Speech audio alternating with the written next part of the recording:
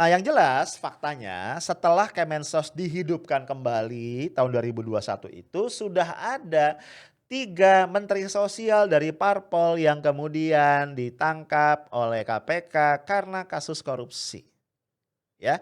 Yang pertama adalah Pak Bahtiar Hamsyah, beliau ini adalah politisi, P3 ya, yang mengakhiri masa jabatannya 29 Oktober 2009 ketika berkasus ya.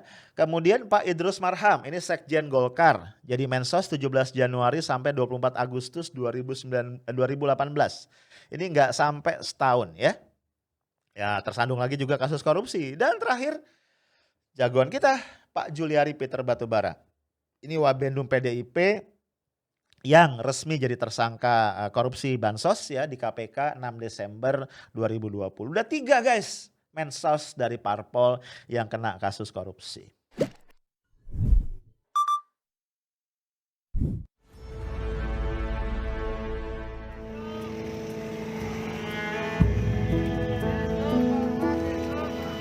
Pernahkah Anda sekali saja menyerah dalam menjalani sesuatu?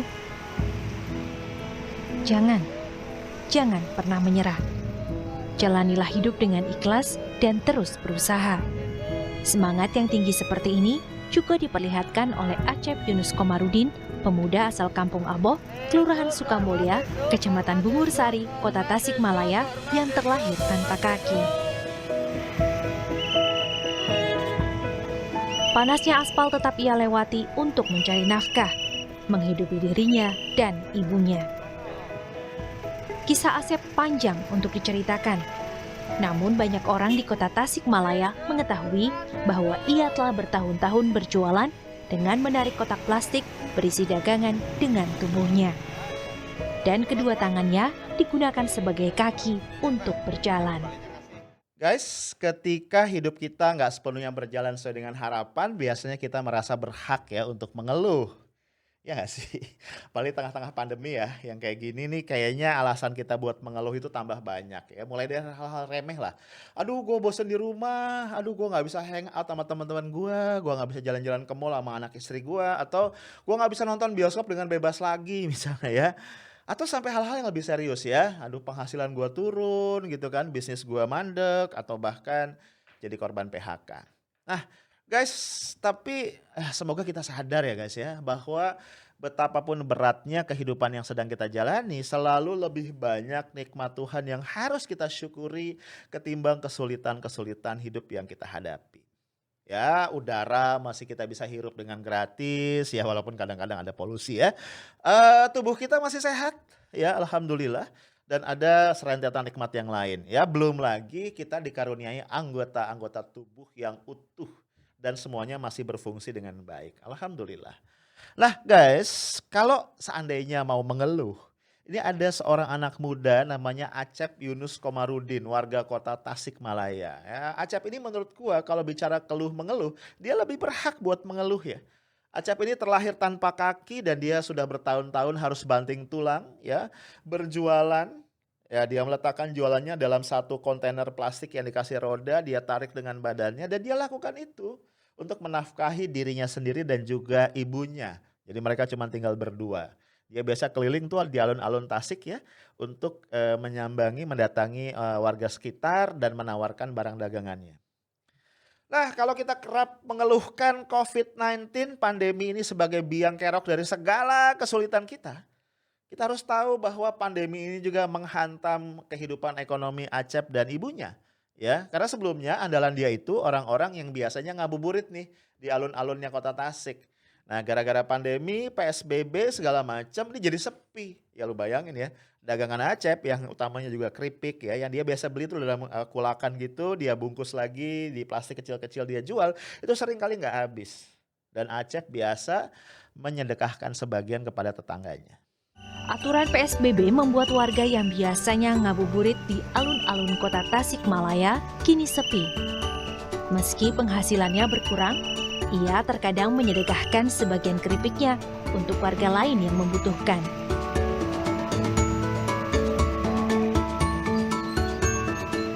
Yang sekarang diadakan PSBB, jadi semakin sulit bagi saya. Mungkin bukan hanya saya saja, tapi bagi para pedagang-pedagang yang lainnya juga mungkin terdampak. Tapi bagi saya memang eh, bukan berarti saya berhenti, tapi saya terus berusaha untuk memikirkan harus bagaimana.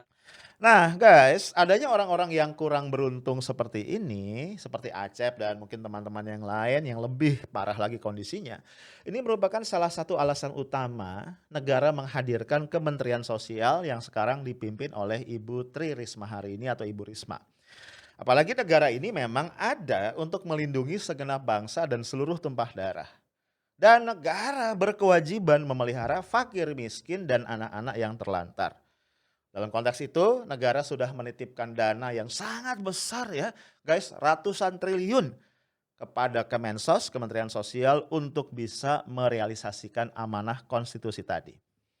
Nah guys, dalam kondisi pandemi, kalau kita terdampak, lu bisa bayangin gak sih kaum difabel nih, saudara-saudara kita yang difabel seperti Acep dan mungkin saudara-saudara kita yang lainnya. Difabel itu kan jenisnya banyak banget.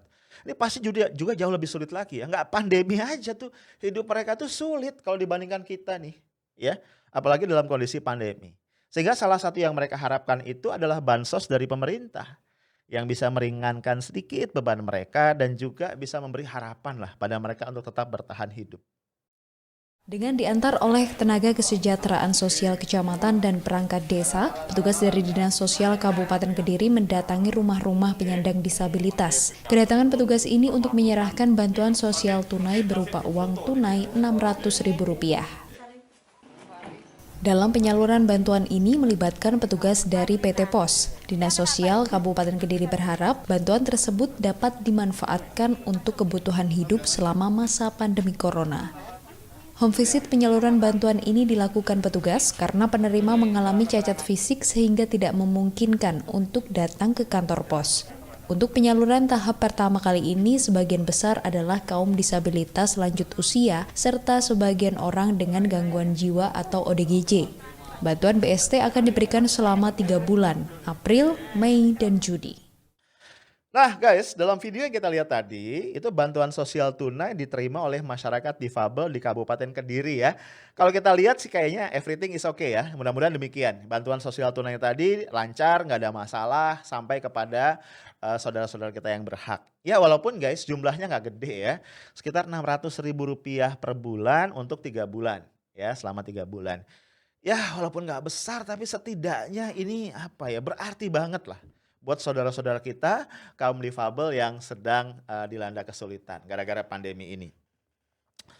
Nah guys, yang kita sayangkan justru ada kabar nggak sedap yang berhembus terkait paket bansos untuk kaum difabel, untuk saudara-saudara kita difabel di Jabodetabek. Kenapa yang dekat malah bermasalah ya? Nah ini dikulik nih ya oleh koran Tempo tanggal 20 Januari yang lalu. Dari penelusuran Tempo, alokasi bansos untuk para difabel di Jabodetabek ini juga diduga jadi sasaran korupsi ya. Modusnya mirip ya dengan dugaan korupsi pada paket bansos sebelumnya yang diduga dilakukan oleh Juliari Batubara CS. Ini gue sampai what? Aduh kok bisa gitu ya, jatah difabel itu diembat juga. Gua nggak punya kata lain selain bilang biadab. Biadab. Nah guys, penjarahan jatah bansos tadi yang buat para difabel itu awalnya apa? Awalnya ini ada sisa ya, ada sisa 935.940 paket bansos yang tidak berhasil oleh Kemensos didistribusikan. Ya, kan total sebelumnya direncanakan ada 5,7 juta paket nih yang rencananya didistribusikan. Tadi ada 935.940 yang tidak bisa didistribusikan karena datanya nggak akurat. Kesel banget ya. Again masalah akurasi data. Nah, menurut sumber Tempo, sisa paket tadi yang nilainya 280,7 miliar, ini sisanya doang ya, gede banget ya. Ini dialokasikan kemudian untuk disalurkan kepada komunitas-komunitas ya, termasuk adalah komunitas difabel dan juga orang jompo. Nah, disinilah penjarahan diduga terjadi. Ya, sejumlah pejabat Kemensos kemudian ternyata meminta tanda kutip upeti yang besarannya bervariasi dari para vendor dari penyedia bansos itu. Dampaknya apa guys? Dahsyat ya. Dampaknya nilai paket yang sampai kepada yang berhak itu dinilai atau diduga jauh di bawah standar yang 270.000. Ya, beberapa item hilang, item-item yang ada juga kualitasnya sangat rendah dan again, aduh kenapa sih? Aduh. Nah guys, ini ada fun fact yang sebenarnya sama sekali nggak fun ya. Ini ditemukan oleh Tempo dalam penelusuran langsungnya di lapangan. Jadi ada salah satu nih ya dari vendor itu namanya PT Asri Citra Pratama. Ya, ada alamat kantornya di Jalan Kemang 6, Mampang Perapatan, Jaksel. Didatangi nih oleh timnya Tempo, ternyata alamat kantor tadi cuma tanah kosong lebarnya 4 meter, belasan meter ke belakang, cuma ada pagar doang sama kotak surat yang udah penuh surat tanpa bangunan sama sekali. Duh. Nah, lebih aneh lagi guys, di websitenya PT Asri Citra Pratama ini ya, itu ternyata mencantumkan alamatnya di Jalan Rumah Sakit Fatmawati dan bidang usahanya adalah perangkat komputer. Tuh, pusing kan ya? Nah guys, perusahaan yang tadi alamatnya gaib ini ini ternyata mendapatkan kuota pengadaan bansos totalnya 790.394 paket dengan nilai 220,5 miliar plus ya 59.324 paket untuk komunitas termasuk difabel jompo tadi ya yang nilainya 15 miliar. Dahsyat ya. Himpunan Wanita Disabilitas Indonesia (HWDI) dan beberapa komunitas difabel itu merasakan itu bahwa ada penurunan kuantitas dan juga kualitas dari isi paket bansos mulai tahap kedua. Kan lo tahu ya, paketnya dibagikan beberapa tahap ya. Tahap kedua ini pertengahan tahun yang lalu. Beberapa item ya yang sebelumnya ada di tahap 1 kayak susu, UHT, ya telur, teh itu ya, itu hilang di tahap kedua. Di samping itu beberapa barang juga turun kualitasnya. Ini ada barang-barang dengan merek yang even sama sekali siapa tadi pimpinan HWDI itu bilang sebagai ibu rumah tangga aja saya nggak pernah tahu tuh merek apa katanya. Wih, kacau. Nah keluhan ini guys juga dikonfirmasi oleh hasil surveinya Indonesian Corruption Watch ya ICW yang menemukan cukup banyak penyandang disabilitas menerima paket bansos dengan nilai di bawah 270.000. Ya kenapa standarnya 270.000 lu ingat ya kan 15.000-nya itu dipotong untuk biaya transportasi 50.000-nya untuk 15.000 yang lagi untuk apa biaya kantongnya kan kantong merah putih ini.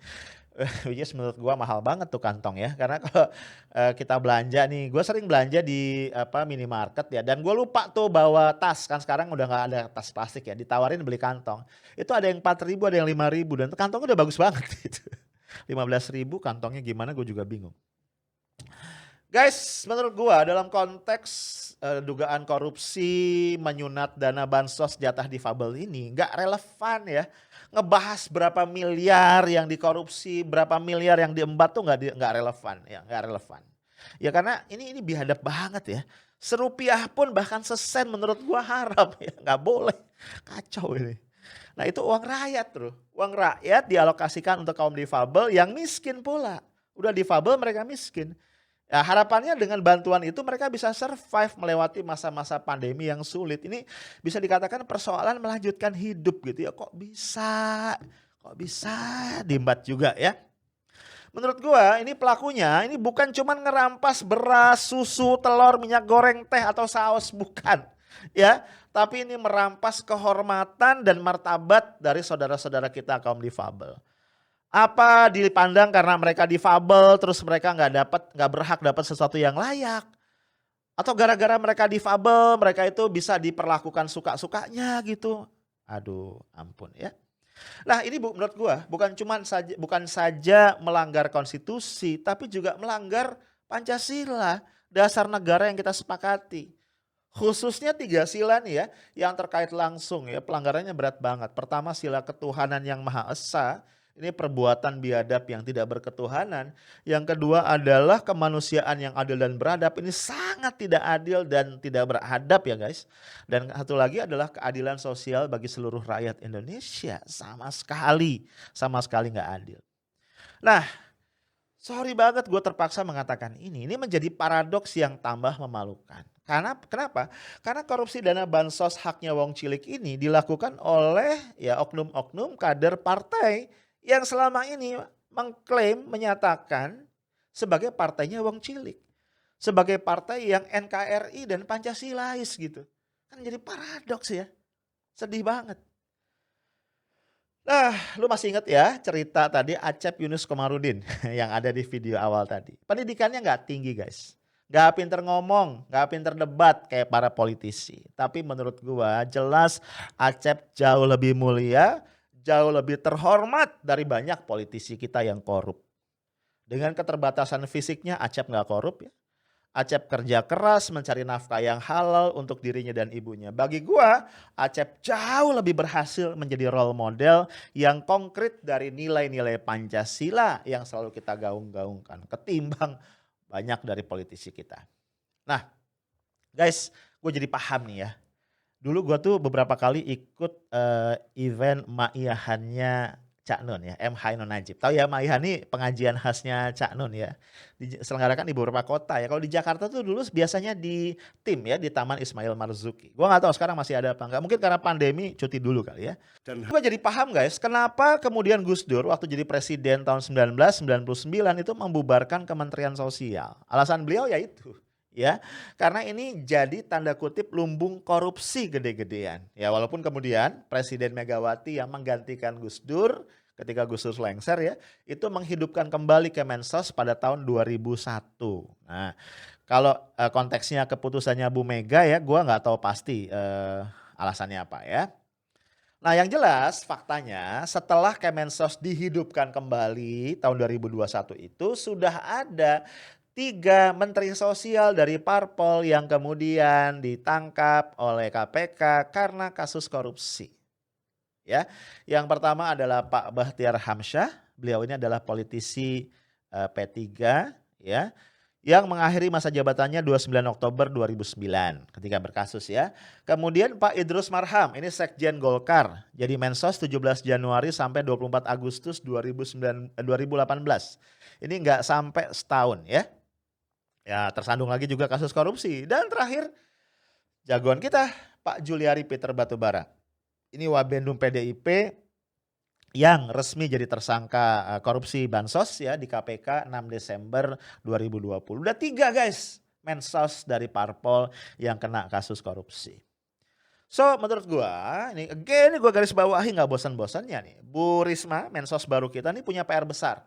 Untuk apa? Untuk keberesin semua kebobrokan yang menumpuk di Kemensos sampai terakhir di eranya pendahulu beliau yang juga sejawatnya di PDIP yaitu Pak Juliari Batubara. Satu-satunya cara guys menurut gue untuk itu adalah mengundang penyidik KPK untuk masuk ke Kemensos membongkar kanker korupsi ini yang sudah sepertinya mendarah daging dan berurat berakar. Gue khawatir, ini kekhawatiran pribadi. Ya, kalau Bu Risma tidak fokus membersihkan korupsi di Mensos, sangat mungkin publik akhirnya menilai nih. Kita kan nggak ingin ya, Bu Risma yang sangat baik itu kemudian dinilai publik melindungi para koruptor bansos yang ada di institusinya. Yang lebih gawat lagi, ini kemudian bisa memperkuat dugaan publik bahwa partai di mana Bu Risma berada ini ada kaitannya sedikit banyak langsung nggak langsung dengan kasus-kasus korupsi tersebut. But guys, melihat langkah-langkah Bu Risma sampai saat ini, terus gaya beliau bekerja yang nyaris belum berubah ya dibandingkan dengan ketika beliau jadi wali kota, sejujurnya gua agak-agak pesimis ya bahwa Bu Risma ini bisa bertindak tegas, clear gitu ya untuk bersih-bersih kasus korupsi di Kemensos dan juga membenahi bansos. Ditambah lagi yang gua khawatirkan bisa jadi karena Bu Risma juga adalah kader PDIP ini ada kesungkanan ya atau mungkin bahkan konflik of interest ya karena nanti bisa bersinggungan nih dengan rekan-rekannya para kader sesama kader PDIP. Jadi gua ini berpikir agak beda ya. Mungkin ya guys, ini saatnya Presiden Jokowi segera mengganti Bu Risma ya sebagai Mensos dan mengakhiri masa atau periode penguasaan kader-kader parpol terhadap Kemensos. Ya, ini terbukti kan selama ini sudah 3 nih kader parpol korupsi ketika jadi Mensos. Ya, Dari P3 sudah ada, dari Golkar sudah ada, dari PDIP pun begitu. Nah, gue mau izin ya mengutip kata-kata Einstein. Einstein tuh bilang begini, yang namanya gila itu adalah terus-menerus mengerjakan hal yang sama dan sembari berharap mendapatkan hasil yang berbeda. Nah tentu ya kita nggak mau kan jadi gila nih gara-gara korupsi berjamaah yang sangat menyesakan dada ini. Karena itu again, ya harapan gue nih, boleh ya sebagai rakyat gue menyampaikan harapan. Pak Jokowi segera menunjuk mensos baru yang profesional, tidak dari parpol ya. Yang paham betul tata kelola yang baik ya, good governance ya, tata kelola institusi publik yang baik tentu ya, yang transparan dan juga punya komitmen kuat terhadap pemberantasan korupsi. Komitmen yang sudah well proven ya. Nah, dengan demikian ya, karena dia tidak terafiliasi pada parpol dan juga bukan kader parpol, mudah-mudahan mensos baru tadi bisa bergerak dengan bebas tanpa hambatan untuk memberantas tadi korupsi yang sangat menyakitkan. Kenapa? Karena korupsinya diambil dari dana bansos. Oh ya guys, di akhir gue ingin ingatkan di change.org ada satu petisi hukum mati Juliari Batubara, koruptor dana bansos COVID-19. Kalau lu mau join berpartisipasi tanda tangan, lu bisa klik linknya yang gue akan sertakan di kolom komentar. Ya, itu aja dari gue. Stay tough, smart, and professional. Assalamualaikum warahmatullahi wabarakatuh.